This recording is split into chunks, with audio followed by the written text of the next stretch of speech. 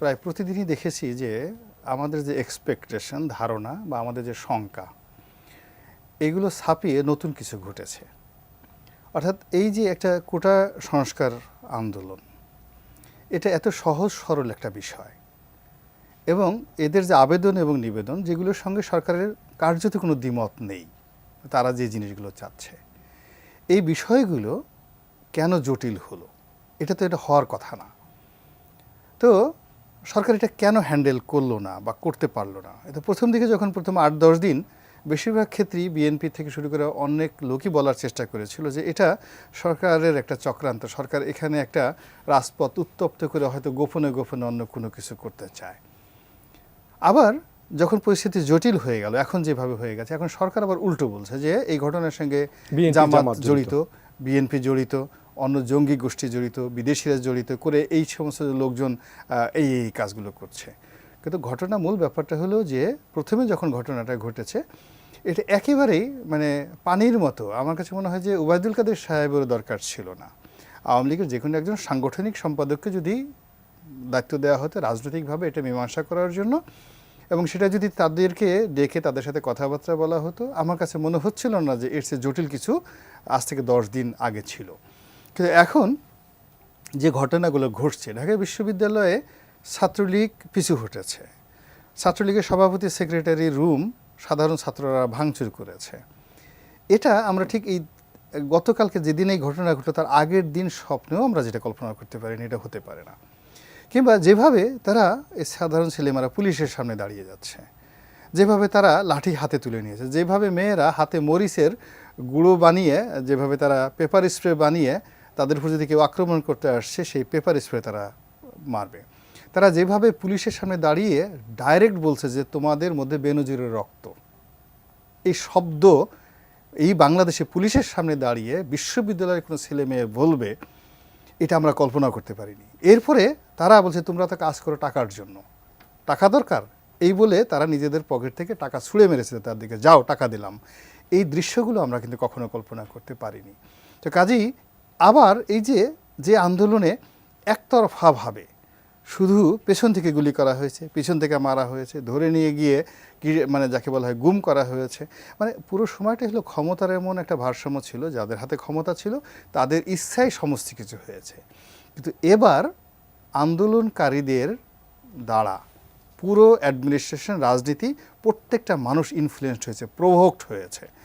তো সেই ক্ষেত্রে এবং তার সঙ্গে সঙ্গে ডে বাই ডে, অর্থাৎ দেখা গেল প্রথমে বিশ্ববিদ্যালয়ের, পাবলিক বিশ্ববিদ্যালয়ের ছেলেমেয়েরা, তারপর আসলে প্রাইভেট বিশ্ববিদ্যালয়ের ছেলেমেয়েরা, তারপর আসলো কলেজের ছেলেমেয়েরা। এখন আমি দেখলাম যে এই গতকালকে সেই গ্রামের প্রাইমারি স্কুলের ছেলেমেয়েরা তারা রাস্তার পাশে দাঁড়িয়ে দাঁড়িয়ে ঢিল মারছে।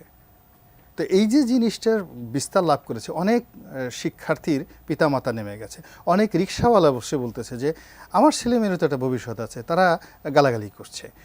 এখন এই সব মিলিয়ে কত মানুষ সম্পৃক্ত হয় আগামীকালে, এটা আগামীকাল না আসা পর্যন্ত বলা যাবে না। This is one. সেকেন্ড যে বিষয়টি, সেটি হচ্ছে যে আগে যেমন বিশ্ববিদ্যালয়, ঢাকা বিশ্ববিদ্যালয়ে যদি পুরো চত্বরটিকে মধ্যে তাদেরকে আবদ্ধ করা যেত, শাহবাগ কেন্দ্রিক যদি কিছু একটা হতো, কিংবা পুরানা পল্টন, ৪-৫টা পয়েন্টে, কিন্তু ঢাকা বিশ্ববিদ্যালয়, জাহাঙ্গীরনগর বিশ্ববিদ্যালয়, জগন্নাথ বিশ্ববিদ্যালয় ক্যাম্পাসগুলোকে আলটিমেটলি ম্যাক্সিমামে ভ্যাগান্ট করার চেষ্টা করা হচ্ছে এখনও পর্যন্ত। আমরা যখন টকশো করছি ঠিক এই সময়টি তো ভ্যাগান্ট করার চেষ্টা করছে। ফলে কি হচ্ছে, এখন কিন্তু ধরুন ঢাকা বিশ্ববিদ্যালয় বা অন্য ছাত্রছাত্রীরা এই হল কেন্দ্রিক এটি 5%ও না, বেশিরভাগই কিন্তু নিজেদের বাড়িতে থাকছে, প্রাইভেট ম্যাচে থাকছে, বাইরে আলাদা অ্যারেঞ্জমেন্টে থাকছে, এবং they have a very good association. ফলে কি হচ্ছে, আগামীকাল কয়টা পয়েন্টে তাদের এই আন্দোলন ছড়িয়ে পড়ে, কয়টা পয়েন্টে পিকেটিং হয়, এবং এই পয়েন্টটা যদি মানে কয়েক হাজার পয়েন্ট হয়ে যায়, ছোট ছোট কয়েক হাজার পয়েন্ট হয়ে যায়, ওগুলো প্রোটেক্ট করার জন্য ছাত্রলীগ যুবলীগের যদি প্রস্তুতি না থাকে, ওগুলো প্রোটেক্ট করার জন্য যদি পুলিশের প্রস্তুতি না থাকে, তাহলে তো পুরো মানে যাকে বাংলাদেশ, আপনি বাংলাদেশের পুলিশের সংখ্যা কত আছে রিজার্ভ ফোর্স, যদি আপনি 1 লাখ পুলিশকেও ডিপ্লয় করেন, তাহলে এক একটা ইউনিটে যদি 10 জন করে পুলিশ থাকে, আপনার কয়টা পয়েন্ট হয়? আর এরা যদি সারা বাংলাদেশে মনে করেন যে 2 লাখ স্পট তৈরি করে, সেই 2 লাখ স্পটে যদি তারা সেই তাদের কার্যক্রম বাস্তবায়ন করে, পুলিশ তো দূরের কথা, সমস্ত বাংলাদেশের 20 লাখ সরকারি কর্মকর্তাকেও যদি মাঠে নামিয়ে দেওয়া হয় বন্দুক হাতে দিয়ে, তারাও এই গণ আন্দোলন, গণরোষ এই যেইভাবে গত কয়েকদিন চলছে এইটা তারা প্রতিহত করতে পারবে না। তো কাজেই আগামীকাল না আসা পর্যন্ত আমরা বলতে পারছি না, বিকজ আঘাতটা এমন জায়গাতে লেগেছে, অপমানটা এমন জায়গাতে লেগেছে, এবং এদের বিক্ষোভ এবং বিক্ষুব্ধ, এদের মৃত্যু ভয় চলে গেছে। তারা এখন মানে গ্রেপ্তারের ভয় তাদের নেই, কেমন যেন একটা হয়ে গেছে, একটা যাকে বলা হয় উদাসীন, জীবনের প্রতি তাদের কোনো মায়া নেই, মমতা নেই, তারা অপমানিত হয়েছে, তারা একটা শিক্ষা দিতে চাচ্ছে, তারা কিছু একটা পেতে চাচ্ছে। এই যে তাদের যে একটা আবেগ অনুভূতি, মানুষ যখন প্রেমে পড়ে যায়, তারা আন্দোলনের প্রেমে পড়ে গেছে। মানুষ যখন প্রেমে পড়ে যায়, মানুষ যখন কোনো কিছুর ব্যাপারে একেবারে খুব যাকে বলা হয় জিদের মধ্যে পড়ে যায়, 71-এ যেভাবে আমাদের মধ্যে একটা জিদ এসে গেছে, মোহগ্রস্ত, মোহগ্রস্তে মানুষ মোহ কেটে যায়, কিন্তু মানুষ যখন জিদ এসে যায়, ওদের এখন জিদ এসে গেছে, বেঁচে থাকবো তো থাকবো, বাপের বেটার মতো বেঁচে থাকবো, হ্যাঁ, বা আমাকে রাজাকারের বাচ্চা বললা হলো কেন, বা আমরা এমন কি করেছি, আমরা গেছি অধিকার করার জন্য, আমাকে গুলি করে আমি আমার অধিকারের সরকারি চাকরি চাইতে গিয়েছি, যে ছেলেটা মরেছে আপনি দেখেছেন, খুবই হৃদয় বিদারক দৃশ্য।